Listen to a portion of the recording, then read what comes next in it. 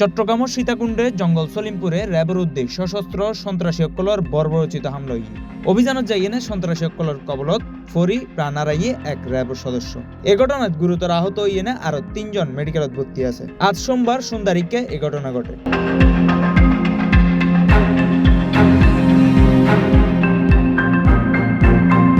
বর্তমানে পুরো এলাকা ঘিরে রেখে যৌথ বাহিনী। হামলার সময় সন্ত্রাসী অকল দেশীয় অস্ত্র ইটপাটকেল ব্যবহার করে আইন শৃঙ্খলা রক্ষাকারী বাহিনীর উদ্দেশ্যে ছড়া হয়। এ ঘটনায় ৪ জন র্যাব সদস্য গুরুতর আঘাতপ্রাপ্ত হইলে দ্রুত তারা উদ্ধার করে চট্টগ্রাম মেডিকেল কলেজ হাসপাতালে লই যাওয়া হয়। এন্ডে কর্তব্যরত চিকিৎসক একজন সদস্যরে মৃত হিসেবে ঘোষণা করে। আহত আরো ৩ জন সদস্য বর্তমানে হাসপাতালে চিকিৎসাধীন অবস্থায় আছে, যার অবস্থাও আশঙ্কাজনক বলে জানা গিয়েছে।